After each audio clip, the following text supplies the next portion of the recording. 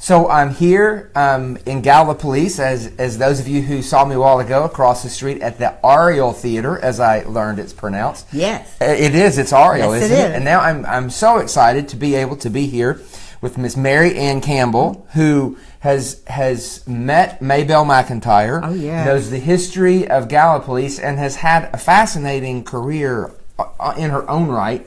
So before we talk about anything relating to Odd or Gallipolis, let's talk about you. Oh my! All right. Tell me a little bit about your career. We talked a bit on the phone. I was fascinated to hear about all the things you've done.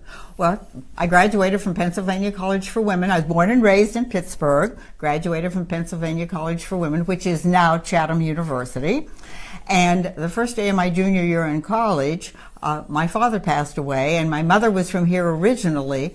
Her family came here as original settlers October 17th, 1790. So she was a descendant of the French 500. And my great-great-great-grandfather was just a teenager when he came here. Wow. And so, but there's a lot of, this town is full of history. And a lot of people may not know about the French 500. Do you want to mention? The French, it were 500 Frenchmen who wanted to escape France because of all the way they were being persecuted religiously. So they came over and thought that they had bought a lot of property over in Virginia, but it had been sold to them under false pretense. So they came from there here, came down the Ohio River, wanted to land at Marietta, but they wouldn't let them land there, came here to Gallipolis and landed right here on our park front on October 17, 1790. Now, these were people who were extremely well educated.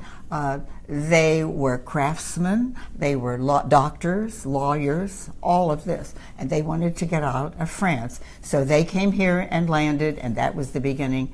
It called Gallipolis is City of the Gauls. And when I was doing the research, I was fascinated by the fact that as people would go up and down the Ohio River, when they would stop here in this town, they would be shocked by all the artisans, the woodworkers, the glass workers, stained glass. This was basically artisans that were here. And that's still, that tradition still carries on today. There's art everywhere you look here in Gallipolis. That's right. And then tell us what happened to you after that, after you... Well, I came, my whole future had been planned. My father was with International Harvester Company, and I was to become an attorney with them in Chicago. And I'd been accepted at law school, was ready to go to law school, but when my father passed away and my mother moved back here, I came back to be here temporarily. Well, I got here in June of 1948 and met my husband, who was local here, October 21st, 1948. Beginning of a life full-time in Gallipolis, and loved every minute of it. Fantastic. And you're the local DJ. You have a radio show. Well, not a DJ, I'm a talker. You have talk radio. You don't spin records. This goes back, I had the opportunity, because of being in this small town, in 1950, I was teaching, in 1949, there was really nothing with my background to do here, so they asked me to teach. So, and I'd also graduated from music school, from Wickersham School of Music in Pittsburgh, and they needed a music teacher. So I taught, and in my 7th grade homeroom was a young lady, Anne Halliday, and of course, where my grandparents' farm had only been owned by 2 families, the Hallidays and my mother's family, the Harringtons, which made it was kind of interesting. So my mother and Mr. Halliday, the local attorney here, Anne's father, knew my family. And when I taught music and literature and reading, and the kids did not like poetry. They didn't like reading. So I got them to do it by playing radio, because I had done radio in Pittsburgh.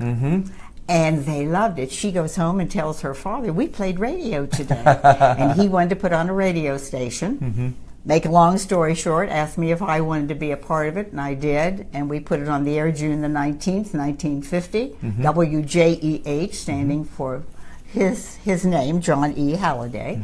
It's still on the air. It'll be 67 years old in June and still broadcasting. Then I put on the FM part, and I ran it for 17 years. And then went to AVCO Broadcasting for their 12 stations out of Cincinnati.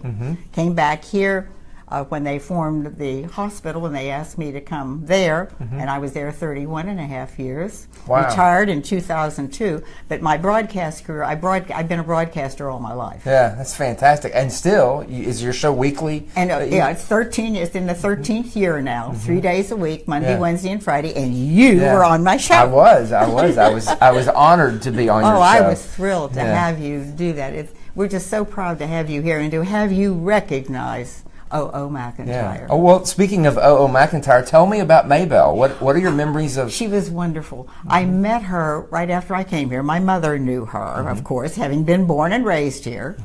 And they were in about the same age bracket.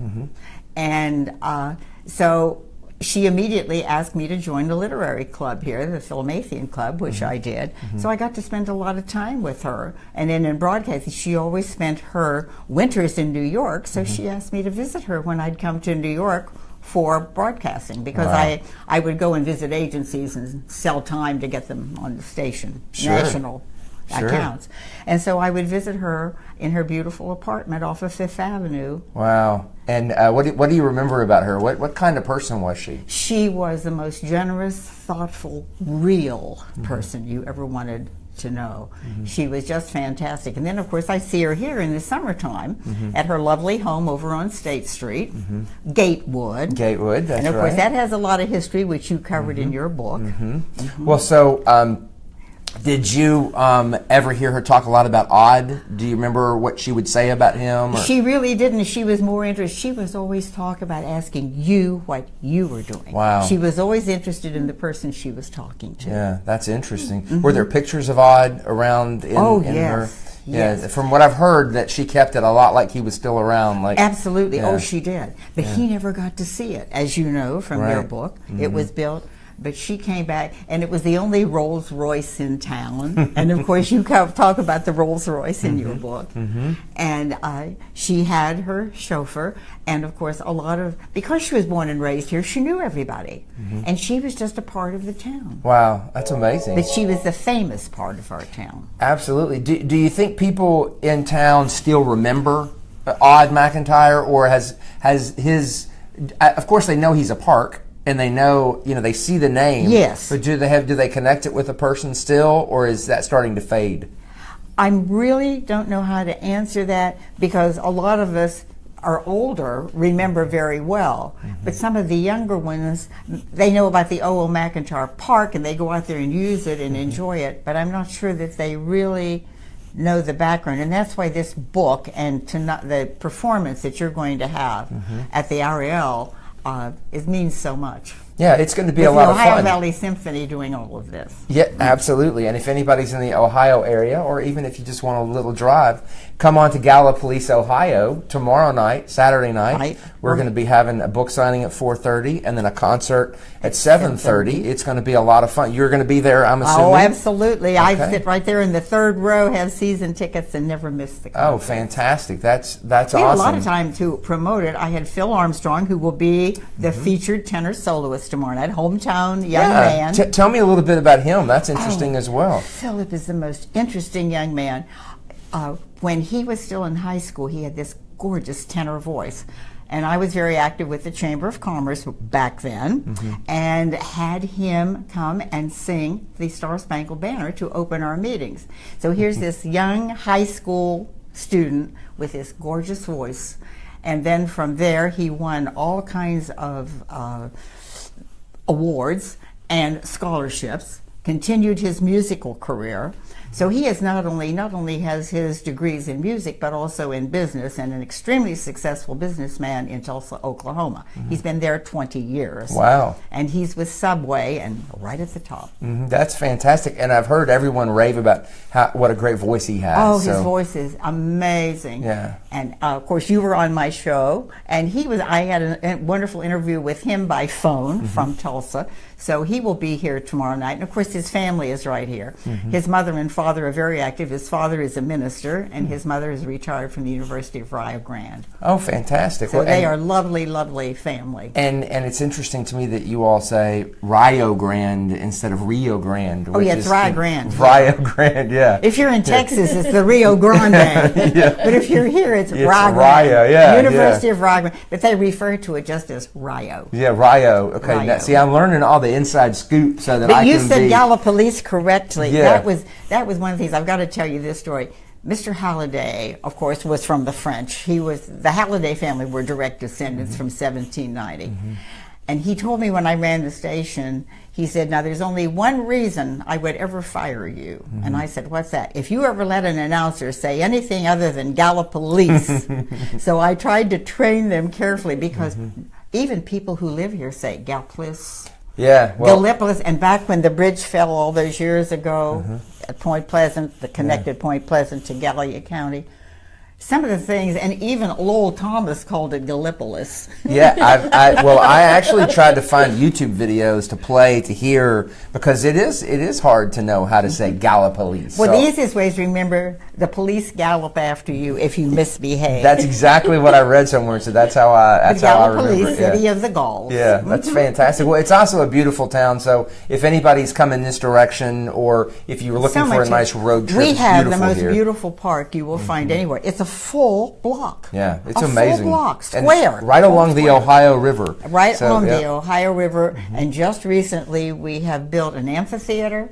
and completely redone the riverfront so that big boats now will again be able to come in. So we hope American Queen, Mississippi Queen, and some of the other big ones will stop by and enjoy we're from Memphis. French history. We're from Memphis, so we know how important it is to have those river boats coming up and down. And watch them. And of course the river is full of barges. Yeah, oh, that's great. Well, thank you so much for being with me. I really appreciate it. Because I appreciated you being on top of the town. Excellent. Well, thank you very much.